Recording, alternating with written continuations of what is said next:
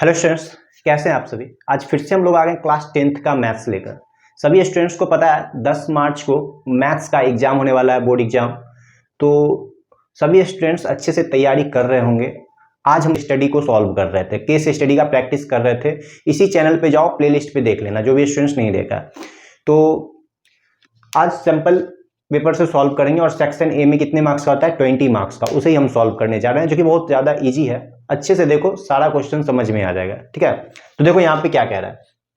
सबसे पहला क्वेश्चन जो दिया हुआ है इसमें HCF पूछ रहा है। देखो इस ब्रैकेट में यहाँ पे जो कुछ भी लिखा हुआ है, फिर यहाँ ये ब्रैकेट है और ये ब्रैकेट है, इस तीनों का HCF पूछ रहा है। HCF देखो, जब भी HCF पूछे ना तो क्या करेंगे हम, जो भी लोएस्ट पावर रहेगा उसे ही हम लिखते हैं। तो देखो 3 क्यों लिखा हुआ है, 3 स्क्वायर लिखा है, 3⁴ लिखा है। तो इस 3 वाले में सबसे स्मॉलेस्ट पावर कौन दिख रहा है, 3 स्क्वायर दिख रहा है ना। अब देखो यहाँ पे 5 स्क्वायर है, 5 क्यू है और यहाँ 5 दिख रहा है। तो इस तीनों वाले 5 वाले में सबसे स्मॉलेस्ट कौन है, ये 5 है। उसके बाद देख लो ये 2 स्क्वायर और 2 क्यू, इस तीनों में स्मॉलेस्ट पावर कौन है, तो यही है 2 हमारा। तो यहाँ पे 2 लिख देंगे। चलो ये बात समझ में आ गया। जब भी HCF पूछे तो क्या करेंगे, स्मॉलेस्ट पावर वाला लिखेंगे। ठीक है, स्मॉलेस्ट पावर। और जब LCM पूछे तो हाईएस्ट पावर। तो यहाँ पे क्या करेंगे, 3 का स्क्वायर 9 आ जाएगा, 5 अपनी जगह पे और 2 अपनी जगह पे। अब मल्टीप्लाई कर दो, 9 5 जा 45, 2 जा 90। देखो 90 आ रहा है, 90 देखेंगे। देखो ऑप्शन नंबर बी में है। सभी को समझ में आ गया ये क्वेश्चन कितना ईजी था। सेकंड देखेंगे क्या है। देखो क्वेश्चन नंबर 2 पढ़ रहे हैं। लिखा हुआ है the system of linear equation represented by the line L and M is.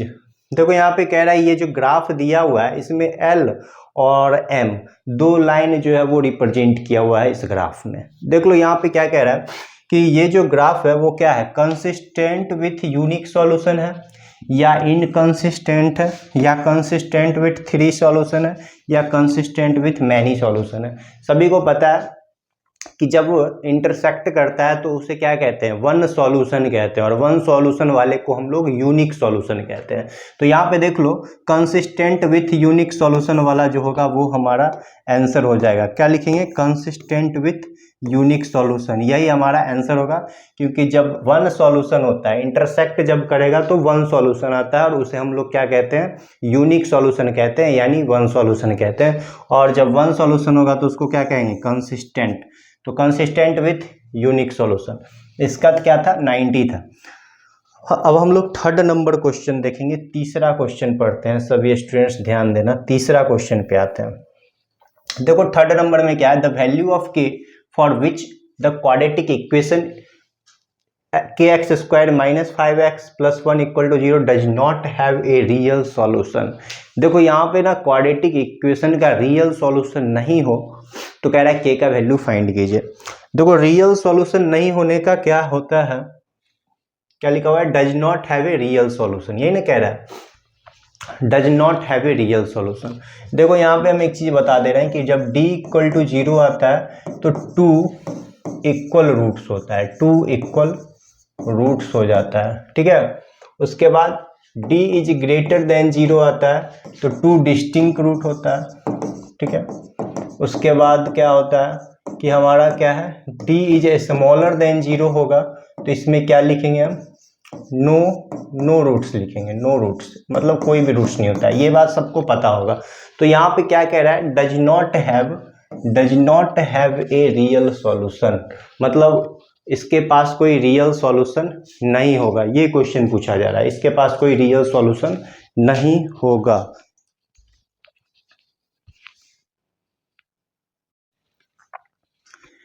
देखो इसमें कह रहा है does not have a real solution, और हम लोगों को पता है कि जब रियल सॉल्यूशन मतलब नो रूट्स वाला फॉर्मूला यूज करने वाले हैं तो देख लो d इज स्मॉलर देन 0 जब होगा तभी होगा हमारा क्या होगा, does not have a real solution. d का वैल्यू क्या होता है, b स्क्वायर माइनस 4ac, यही ना होता है, और स्मॉलर देन 0। इसमें देखो b के जगह पे क्या लिखेंगे, तो b के जगह पे हम लोग लिखेंगे क्या, -5 लिख देंगे। b के जगह पे क्या लिखेंगे, तो -5 का स्क्वायर लिखेंगे 4।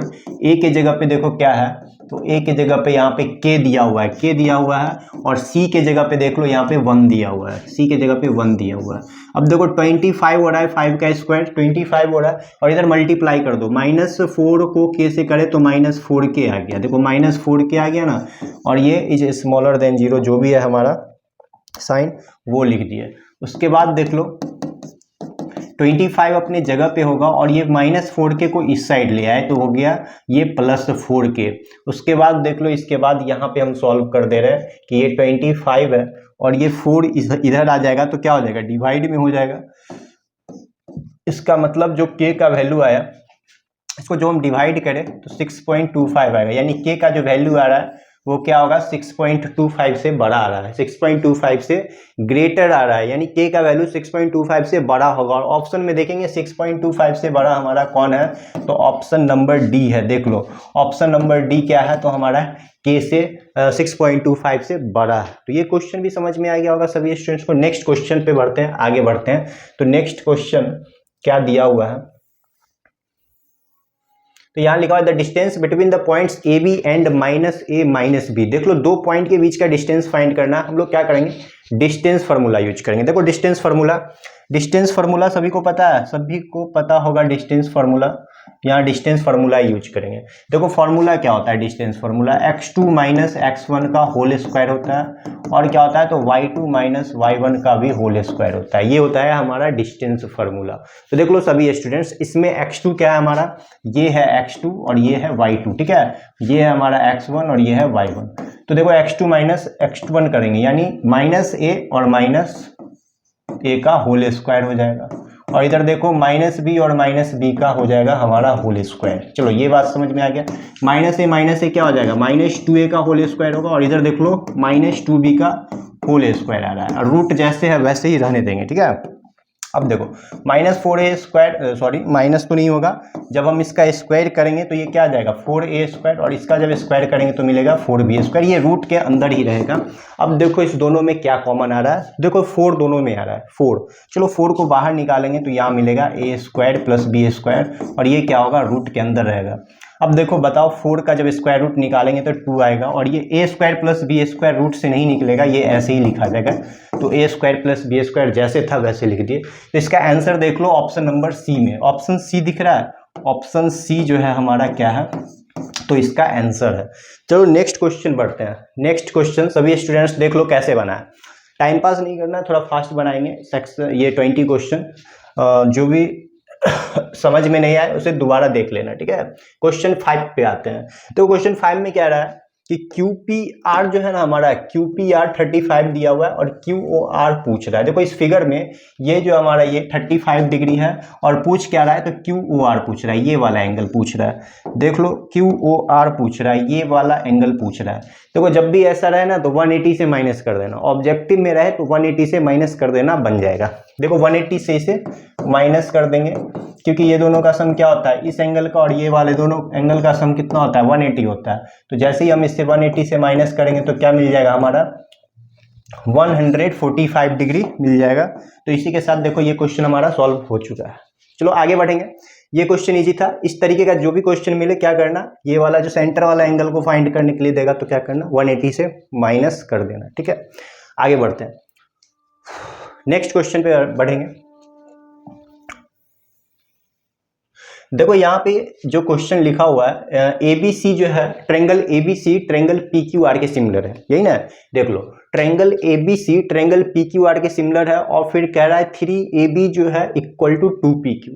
फिर यहाँ पे कह रहा है BC equal to 10 cm then length QR। QR का वैल्यू पूछ रहा है, QR का वैल्यू पूछ रहा है। सबसे पहले तो मैं ये बता दे कि देख लो यहाँ पे क्या कौन कौन सा ट्रायंगल है, तो ABC है, और दूसरा ट्रायंगल क्या है हमारा PQR है, यही ना, ABC और PQR है। और इसमें एक चीज गिवन है, देख लो यहाँ पे 3AB इक्वल टू 2PQ दिया हुआ है, और BC का वैल्यू दिया हुआ है 10 सेंटीमीटर, यानी BC जो हमारा दिया हुआ है वो दिया हुआ है 10 सेंटीमीटर, ये चीज गिवन है, ठीक है। और फिर यहाँ पे क्या लिखा हुआ है, तो 3AB इक्वल टू क्या लिखा हुआ है 2PQ लिखा हुआ है, 3AB इक्वल टू 2PQ लिखा हुआ है। इसका मतलब क्या है कि AB का जो वैल्यू होगा वो क्या होगा 2PQ/3 होगा। AB का वैल्यू यहाँ से हम निकाल लिए क्या 2pq/3। देखो ए बी का वैल्यू 2pq/3 हो गया, इतना समझ में आ गया। और एक वैल्यू दिया हुआ है यहाँ पे लिख लेते हैं 2pq/3। ये ए बी का वैल्यू यहाँ लिख लिया है, बी सी का वैल्यू 10 दिया हुआ है। अब इस क्वेश्चन में क्यू आर फाइंड करना है। देखो कह रहा है क्या, then length Q R is, Q R देखो यहाँ पे है, ये क्वेश्चन मार्क लगा रहे हैं, ये वाला साइड फाइंड करना है। देखो इस क्वेश्चन में गिवन क्या है, तो A B C similar P Q R दिया हुआ है, ए बी सी के सिमिलर पी क्यू आर है। और सबको पता है कि जो ट्रायंगल होता है ना, तो सिमिलर ट्रायंगल उसका करस्पॉन्डिंग एंगल क्या होता है, तो करस्पॉन्डिंग एंगल जो होता है वो क्या होता है बताओ, करस्पॉन्डिंग एंगल होता है उसका इक्वल। तो यहाँ पे देखो A B C P Q R के इक्वल है, और इसका जो करस्पॉन्डिंग एंगल इक्वल होता है, सॉरी इसमें साइड को प्रोपोर्शनल करना है, ठीक है। तो करस्पॉन्डिंग साइड इसका क्या होता है, सेम रेशियो में होता है। तो इसका करस्पॉन्डिंग साइड देख लो, ए बी का करस्पॉन्डिंग यहाँ लिख देते हैं। ए बी का जो करस्पॉन्डिंग होगा, ए बी का करस्पॉन्डिंग क्या होगा, पी क्यू होगा। और फिर बी सी का करस्पॉन्डिंग कौन होगा, क्यू आर, तो B C by Q R लिख लेंगे। अब देख लो ए बी का जो वैल्यू है वो क्या दिया हुआ है, 2pq/3 लिखा हुआ है। तो ए बी के जगह लिख लेंगे 2pq/3, और ये pq अपने जगह पे ही रहेगा। फिर BC के जगह पे देखो यहाँ पे 10 दिया हुआ है, BC के जगह 10 लिख देंगे, QR अपने जगह पे रहेगा। देखो PQ से PQ कैंसिल हो गया, QR को इस 2 से क्रॉस मल्टीप्लिकेशन कर रहा है तो 2QR आ जाएगा। और देखो 3 को 10 से करें 30 आ गया। अब देखो यहाँ पे QR का वैल्यू निकल जाएगा, जैसे ही QR का वैल्यू निकालेंगे ये 2 उधर चला जाएगा, जैसे ही 30 के पास जाएगा डिवाइड हो जाएगा, यानी 15 आ जाएगा। और देखेंगे 15 कहीं पे है क्या, तो 15 हमारा यहाँ पे है ऑप्शन नंबर बी में है हमारा 15 सेंटीमीटर। देखो ये भी क्वेश्चन इजी था, सॉल्व हो चुका है। नेक्स्ट क्वेश्चन पे आएंगे। सभी स्टूडेंट्स अच्छे से देखो और बार बार देखना, समझ में आ जाएगा। देखो 7 नंबर क्वेश्चन पे आ रहे हैं, और 7 नंबर क्वेश्चन लिखा हुआ है if 3 cot A equal to 4, कह रहा है सेक ए इक्वल टू क्या होगा, सेक ए का वैल्यू पूछ रहा है, और 3 cot A बराबर 4 दिया हुआ है। तो यहाँ पे हम लिख भी ले रहे हैं, क्या दिया हुआ है, तो 3 cot A इक्वल टू 4 दिया है, यानी cot A का जब वैल्यू निकालेंगे तो क्या आएगा 4/3। और हमें पता है कि cot A जो होता है वो B/P के इक्वल टू होता है, यानी हमें B और P दिया हुआ है इस क्वेश्चन में, हाइपोटेनस नहीं पता है। तो हाइपोटेनस अगर निकालेंगे तो क्या होता है, √BA² प्लस PA² होता है, ये बात पता है सबको। और जब √BA² PA² करेंगे तो क्या मिल जाएगा, यहीं पे कर लेते हैं, ये आ जाएगा 16 + 9, और 16 + 9 क्या मिलेगा 25, और 25 जो होता है वो 5 का 25 का स्क्वायर रूट होता है 5। इस क्वेश्चन में देखो सेक ए फाइंड करना है, और सेक ए किसका उल्टा होता है, तो कॉस का उल्टा होता है। कॉस का फॉर्मूला होता है B/H, और हम लोग जानते हैं कि इसका क्या हो जाएगा H/B हो जाएगा, ठीक है। तो यहाँ पे क्या लिखेंगे H/B लिखेंगे। और हाइपोटेनस 5 निकाले हैं, अभी जस्ट 5 निकाले हैं, हाइपोटेनस 5 निकाले हैं। B देखेंगे, B कहाँ पे है, तो B हमारा 4 है, तो आ गया 5/4। सेक ए का जो वैल्यू आया वो हमारा 5/4 आया, जो कि ऑप्शन नंबर देख लो ए में है 5/4 लिखा हुआ है। 5/4 क्या है, ऑप्शन नंबर ए में है 5/4। तो इसी के साथ ही हमारा क्वेश्चन सॉल्व हो चुका है। अगले पे आते हैं, नेक्स्ट क्वेश्चन पे आते हैं। अगला क्वेश्चन देख लो क्या है। देखो नेक्स्ट क्वेश्चन में क्या कह रहा है कि in the given figure triangle BAC is similar to, triangle BAC किसके सिमिलर है, देखो BAC में देखेंगे, BAC जो ट्रायंगल है हमारा BAC, सॉरी हाँ, ये जो BAC जो ट्रायंगल दिख रहा है हमें, कहाँ पे दिख रहा है, तो ये देखो BAC ये दिख रहा है BA, और ये हमारा C। BAC में देखो 90 डिग्री यहाँ पे, तो 90 डिग्री देख लो लास्ट में 90 डिग्री है। इस वाले में देखेंगे कहाँ पे 90 डिग्री लास्ट में है, तो AED में है या EAD में है या AC में है या BCA में है। तो देख लो यहाँ पे D पे 90 बन रहा है, देखो EAD देखेंगे, EAD देखो EAD दिख रहा है और D पे 90 बन रहा है, यानी ऑप्शन नंबर बी हमारा क्या हो जाएगा, ऑप्शन नंबर बी जो है वो हमारा आंसर हो जाएगा। यानी ये जो हमारा BAC जो था वो किसके सिमिलर होगा, तो EAD के होगा, ठीक है। नेक्स्ट पे आते हैं, अगला क्वेश्चन देखो क्वेश्चन 9 पे आते हैं हम लोग। क्वेश्चन 9 में देखो क्या कह रहा है, लिखा हुआ है HCF इक्वल टू 21। देखो 2 नंबर दिया हुआ और इसका HCF 21 दिया हुआ है, LCM फाइंड करना है। और LCM का फॉर्मूला सबको पता है कि प्रोडक्ट ऑफ 2 नंबर बाई क्या होता है, HCF होता है। तो हम वही काम करेंगे, LCM निकालेंगे। प्रोडक्ट ऑफ 2 नंबर जो भी मेरा दो नंबर है वो क्या है 420 इंटू 189 है, और जो HCF जो दिया हुआ है वो क्या दिया हुआ है, तो 21 दिया हुआ है। ठीक है, 21 2 जा क्या होता है 42, एक जीरो जैसे वैसे लिख दिए, और 189 को क्या करेंगे 20 से मल्टीप्लाई करना है, तो क्या आ गया बताओ 3780 आ रहा है। ये जीरो क्यों लगा है, क्योंकि यहाँ पे 20 लिखा हुआ है, तो ये हमारा आ गया 3780 क्या है LCM है। तो देख लो कितना इजी है, अभी तक हम लोग 9 क्वेश्चन सॉल्व कर चुके हैं, और इससे भी फास्ट सॉल्व करना सभी स्टूडेंट्स बोर्ड एग्जाम में, क्योंकि समय बचाना रहता है वहाँ पे और बहुत ही जल्दी टाइम पास हो जाएगा। तो सभी स्टूडेंट्स बहुत ही फास्ट बनाना और सही सही बनाना, ऐसा नहीं कि गलती कर लेना फास्ट के चक्कर में। तो सभी स्टूडेंट्स देख लो इस क्वेश्चन में टेंथ में क्या कह रहा है, लिखा हुआ है the fourth term from the end of the AP -8 -5 -2 49 कह रहा है क्या अंतिम से चौथा टर्म निकाल दीजिए। देखो जब भी अंतिम से लास्ट से जब भी कोई टर्म पूछे ना, तो उसके लिए हम एक फॉर्मूला बता दे रहे हैं। देखो ये फॉर्मूला कितने को पता है, L - n - 1 इंटू डी, ये वाला फॉर्मूला यूज करना है। L फॉर लास्ट टर्म होता है, ठीक है। इससे जब स्टार्टिंग से पूछेगा ना तो AN यूज करना है, AN, ठीक है, और लास्ट से पूछेगा तो LN यूज कर देना। लास्ट टर्म जब भी पूछे तो ऐसे बना देना।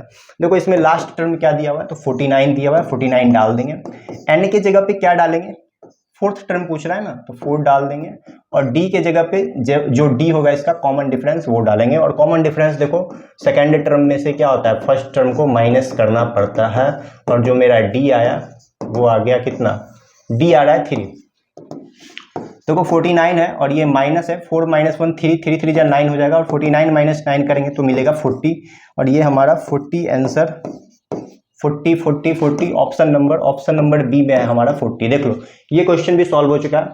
आगे बढ़ते हैं, 10 क्वेश्चन को सॉल्व कर चुके हैं, नेक्स्ट क्वेश्चन पे बढ़ते हैं जो कि 11 नंबर है, और 11 नंबर का ऑप्शन कहाँ है, देखो इन द गिवन फिगर, देखो यहाँ पे एक फिगर है नीचे दिया होगा, कहाँ चला गया, हाँ देखो यहाँ पे कह रहा है एक फिगर है, इन द गिवन फिगर OCA जो है ना वो सिमिलर है OBD के, कह रहा है OAC किसके इक्वल होगा। यहाँ देखो फिगर जो दिया हुआ है वो यहाँ दिया हुआ है, ठीक है, OCA OBD के सिमिलर है, यहाँ पे लिख दे रहा है OCA जो है वो OBD के सिमिलर है, यही ना, OCA OBD के सिमिलर है। अब कह रहा है क्या बता दीजिए कि OCA कहाँ है, OCA ये वाला जो ट्रायंगल है वो ये वाला OBD के सिमिलर है। अब तुमसे पूछा जा रहा है कि OAC किसके इक्वल होगा, OAC किसके इक्वल होगा, OAC इक्वल टू पूछा जा रहा है। तो देखो OAC का जो करस्पॉन्डिंग एंगल है वो ODB है, ठीक है, OAC का जो करस्पॉन्डिंग एंगल है, ये जो OAC है उसका करस्पॉन्डिंग एंगल ODB है, ODB। तो सिमिलर ट्रायंगल का क्या होता है, करस्पॉन्डिंग एंगल इक्वल होता है। तो यहाँ पे हम OAC के जगह पे क्या लिखेंगे, OAC के जगह पे जो भी लिखेंगे वो ODB का वैल्यू लिखेंगे, और ODB का वैल्यू देखो यहाँ पे क्या है 58 है, तो हमारा 58 डिग्री OAC भी 58 डिग्री आ जाएगा। देख लो ऑब्जेक्टिव है तो प्रोसेस का यूज नहीं करना, ऐसे ही बनाना, ठीक है, क्योंकि 1 मार्क्स मिलने वाला है और इसमें कोई प्रोसेस चेक नहीं होगा। सभी स्टूडेंट्स ऐसे ही टिक लगा देना, जिसका आंसर ऐसे ही बन जाएगा। तो नेक्स्ट क्वेश्चन पे आते हैं हम लोग, अगला क्वेश्चन देखते हैं क्या है। देखो यहाँ पे लिखा हुआ है if the perimeter of given triangle is 38 centimetre then length AP is equal to. देखो ये फिगर दिया हुआ है, इस ट्रायंगल का पेरीमीटर दिया हुआ है कितना, तो 38 सेंटीमीटर दिया हुआ है। अब कह रहा है लेंथ ऑफ AP फाइंड करने के लिए। AP दिख रहा है सबको, AP कहाँ पे लिखा हुआ है, देखो AP ये वाला A से लेके P तक का डिस्टेंस फाइंड करना है। हम क्या करते हैं, इसको x से ले लेते हैं। सभी स्टूडेंट्स को पता है थ्योरम 10.2 जो NCERT में था कि हाँ, tangent drawn from an external point to the circle are equal, यही ना था थ्योरम कि जब हम एक्सटर्नल पॉइंट से जब कोई टेंजेंट को खींचते हैं सर्किल पे, ठीक है, तो वो दोनों क्या होता है, दोनों टेंजेंट इक्वल होता है। तो हम क्या कर रहे हैं, देखो यहाँ पे पॉइंट A जो है वो एक्सटर्नल पॉइंट है, इधर भी खींचा इधर भी खींचा टेंजेंट, यानी दोनों इक्वल होगा, ये दोनों इक्वल होगा। ये भी इधर भी वही बात है कि ये इधर और इधर गया, यानी ये दोनों इक्वल होगा। ये 6 है तो इधर भी 6 होगा, ये 8 है तो इधर भी 8 होगा, ठीक है, ये भी एक्सटर्नल पॉइंट से खींचा हुआ है। बात समझ में आ गया। अब इसका पेरीमीटर जो है वो दिया हुआ है कितना, तो 38 दिया हुआ है। तो पेरीमीटर का फॉर्मूला होता है सम ऑफ ऑल साइड्स होता है। ये तो बचपन से सबको पता है कि जो पेरीमीटर ऑफ ट्रायंगल होता है वो क्या होता है, सम ऑफ ऑल साइड्स। और पेरीमीटर देखो यहाँ पे क्या दिया हुआ है, 38 दिया हुआ है, और सम ऑफ ऑल साइड्स का बात कर रहा है। तो एक साइड इसका देखो कितना है, x + 6, दूसरा साइड क्या है, तो x प्लस 8 है, और तीसरा साइड देखो 6 और 8 क्या लिखेंगे, 14 लिख देंगे। 38 हो गया, x 2x हो जाएगा, 8 से 14 14 28 हो रहा है। देखो 38 है, ये 28 को इधर ले लेंगे, माइनस आ जाएगा, 38 माइनस 28 10 होगा। x का वैल्यू जो आएगा 10/2 करेंगे हमें 5 मिलेगा, और x का जो वैल्यू होगा वही तो हमारा AP है ना, 5 सेंटीमीटर AP। यहाँ पे देखो ये आ गया 5 सेंटीमीटर x का वैल्यू, देखेंगे 5 सेंटीमीटर ऑप्शन नंबर बी में है। तो ये क्वेश्चन देखो सॉल्व हो चुका है। नेक्स्ट क्वेश्चन पे आएंगे आगे। देखो 12 क्वेश्चन सॉल्व हो चुका है, अभी भी 8 क्वेश्चन बचा हुआ है सेक्शन ए का। नेक्स्ट क्वेश्चन पे आते हैं।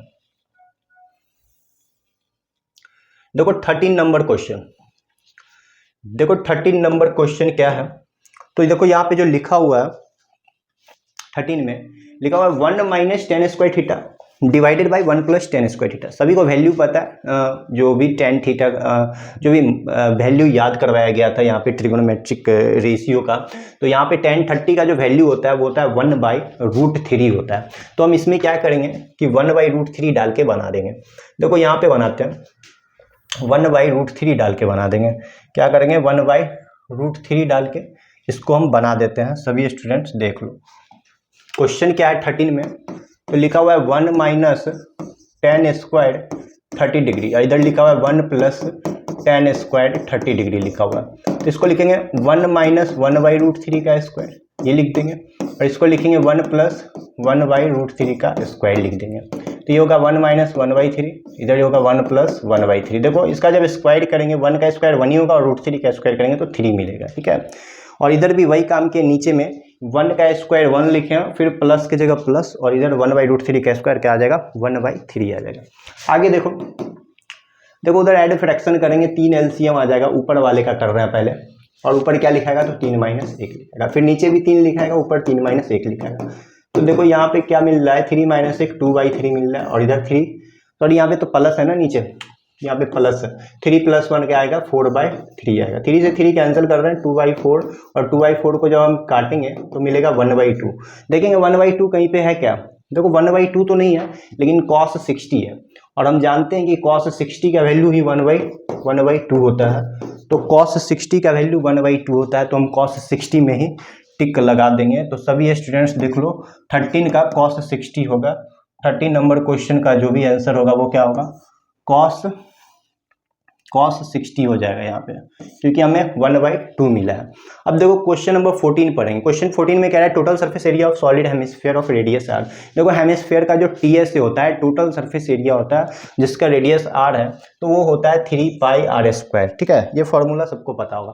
फिर कह रहा है which of the following can not be the probability of an event. इनमें से कौन है जो किसी भी प्रोबेबिलिटी का इवेंट नहीं है। हमें पता है कि जो प्रोबेबिलिटी होता है ना, उसका वैल्यू क्या होता है, 0 और 1 के बीच में होता है। और इसमें देखो 0 और 1 के बीच में कौन कौन हो रहा है, ये आ रहा है, ये आ रहा है, ये आ रहा है, लेकिन ये जो है 0 और 1 के बीच में नहीं आ रहा है। और इसमें कह रहा है can not be the probability of event, जो कि नहीं है किसी भी प्रोबेबिलिटी का इवेंट। तो हमारा आंसर जो होगा वो क्या होगा, ये हो जाएगा हमारा आंसर जो है वो क्या होगा, तो 4 वाला आंसर हो जाएगा, क्योंकि ये 0 और 1 के बीच में नहीं है। नेक्स्ट क्वेश्चन पे आएंगे, अगला क्वेश्चन देखते हैं। क्वेश्चन 16 पे देखते हैं। लिखा the root of quadratic equation इतना are not real, real and equal, rational and distinct और इरेशनल एंड डिस्टिंक्ट। देखो जब भी नेचर पूछा जाए रूट्स का, तो हम लोग क्या करते हैं, b² - 4ac, यही ना, d निकालते हैं, डिस्क्रिमिनेंट निकालते हैं। देखो डिस्क्रिमिनेंट इसका निकालेंगे हम, डिस्क्रिमिनेंट निकालेंगे, b के जगह पे है -4√3 का होल स्क्वायर, फिर -4, a की जगह दिया हुआ है इसमें 3, और c के जगह 4 दिया हुआ है। देखो 4√3 का स्क्वायर करना है, और 4√3 का स्क्वायर क्या होता है, 48 होगा, करके देख लो। 4 4 जा 16, और √3 का स्क्वायर 3 होता है, 16 3 जा 48, 4 3 जा 12, 4 जा 48। यहाँ पे आ रहा है 0, जब भी 0 आता है तो क्या होता है, 2 इक्वल रूट्स होता है। और यहाँ पे देखेंगे रियल एंड इक्वल्स, यहाँ पे लिखा हुआ है, ऑप्शन नंबर बी होगा इसका। तो देखो d जब 0 के इक्वल आता है तो क्या होता है, रियल एंड इक्वल, जो कि ऑप्शन नंबर बी में है। आगे पढ़ेंगे, नेक्स्ट क्वेश्चन देखेंगे। 17 नंबर पे आते हैं, थोड़ा जल्दी बनाते हैं, ठीक है। यहाँ पे क्या कह रहा है, तो the following distribution show the marks distribution of 80 students. यहाँ पे जो दिया हुआ है वो 80 स्टूडेंट्स का मार्क्स दिया हुआ है, ठीक है। देखो बिलो 10 का मतलब क्या होगा, बिलो 10 का मतलब होगा 0 से 10, बिलो 20 का मतलब 10 से 20, ये 20 से 30 कहलाएगा, ये 30 से 40 और ये 40 से 50 और ये 50 to 60 कहलाएगा, ठीक है। इसमें क्या रहता है, मीडियन क्लास क्या होगा, देखो मीडियन क्लास पूछा जा रहा है, ठीक है। और यहाँ पे 80 स्टूडेंट्स यानी ऑब्जर्वेशन दिया हुआ है, यानी n का वैल्यू जो है वो 80 दिया हुआ है, ठीक है। हम क्या करते हैं मीडियन क्लास निकालने के लिए n/2 करते हैं। देखो मीन, मीडियन और मोड, ये चैप्टर पढ़ने के लिए जाओ प्लेलिस्ट पे देख लो, बताया गया है कि कैसे हम लोग मीडियन क्लास फाइंड करते हैं। यहाँ भी देख लो n/2 क्या आ गया 40, ये 40 आ गया। अब देखो n/2 निकाले 40 आया, और देखेंगे ये जो हमारा ये नंबर ऑफ स्टूडेंट है ना वो कम्युलेटिव फ्रीक्वेंसी लग रहा है हमें, ठीक है, कम्युलेटिव फ्रीक्वेंसी है ये। और ये क्या आया n/2 40 आ रहा है। और देखेंगे CF में 40 जो है ये 40 किसके करीब है, तो देखो 56 के करीब है, यानी ये जो है हमारा 30 से 40 वाला जो है वो क्या होगा, मीडियन क्लास हो जाएगा। आगे बढ़ते हैं, क्वेश्चन नंबर 18 पे आते हैं। नेक्स्ट क्वेश्चन,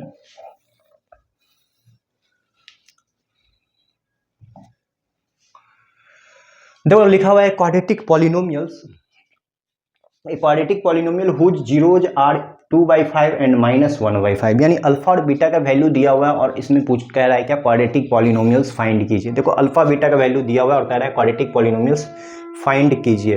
देखो तो क्वाड्रेटिक पॉलिनोमियल का जो फॉर्मूला होता है वो क्या होता है, x² minus alpha plus beta into x plus alpha into beta, ये होता है ना, यही ना होता है। चलो तो x² माइनस अल्फा की जगह क्या दिया हुआ है, तो 2/5 दिया हुआ है, बीटा की जगह -1/5 दिया हुआ है, x प्लस अल्फा की जगह फिर क्या लिखेंगे 2/5 इंटू बीटा की जगह -1/5। देखो x² अपने जगह पे ही रहेगा, और देखो 2/5 -1/5 करेंगे तो हमें मिल जाएगा 1/5, माइनस जैसे था वैसे, और इस दोनों का कैलकुलेशन करेंगे तो मिलेगा 1/5, और इस दोनों का 2 1 या 2 और 5 5 या 25, इस तरीके से ये हमें मिला। देखो नीचे में जो है 25 है, यहाँ 5 है, इसको हटाना है हमें, ठीक है।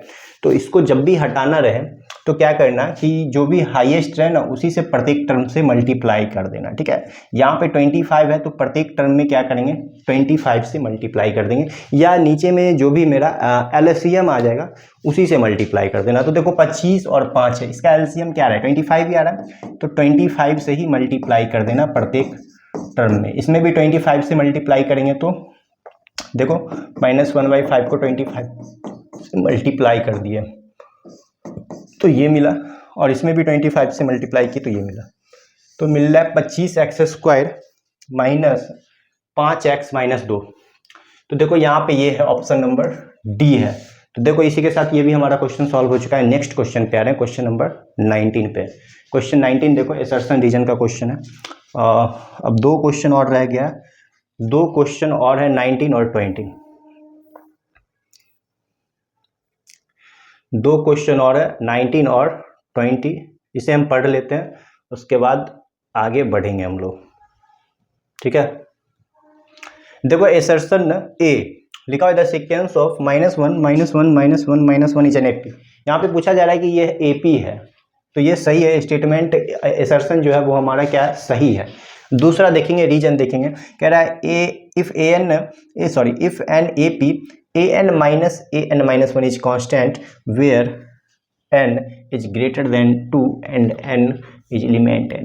देखो ये भी बात सही है कि जब हम क्या करेंगे कि कोई भी टर्म में से उसके ठीक प्रीवियस वाले टर्म को माइनस करेंगे तो वो हमेशा कांस्टेंट देगा, मतलब जो डिफरेंस होगा वो हमेशा कांस्टेंट होगा। ये बात भी सही है। जब हम n का वैल्यू 2 से क्या करेंगे, अधिक लेंगे, या n का वैल्यू 2 के बराबर लेंगे, तो ये भी बात हमारा सही है। तो इसका 19 का जो आंसर होगा वो क्या होगा बताओ, तो बोथ एसर्शन ऑप्शन ए होगा, ऑप्शन ए होगा। 19 का जो आंसर होगा वो क्या होगा, ऑप्शन नंबर ए होगा, दोनों सही है। 20 पढ़ते हैं, लिखा हुआ है assertion 2 + √3 into √3 is an irrational, ये बात सही है, एसर्शन सही है।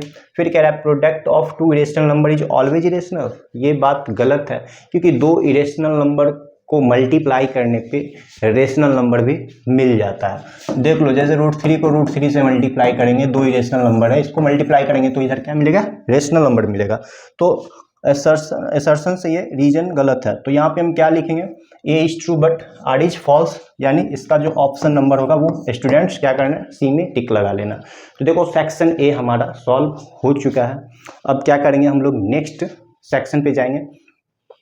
आज के लिए बस इतना ही। सभी स्टूडेंट्स क्या करना, इसे अच्छे से प्रैक्टिस करो। नेक्स्ट डे हम आते हैं नए वीडियो के साथ, मतलब इसके आगे जो भी क्वेश्चन होगा सेक्शन बी, सेक्शन सी और सेक्शन डी को लेकर आएंगे।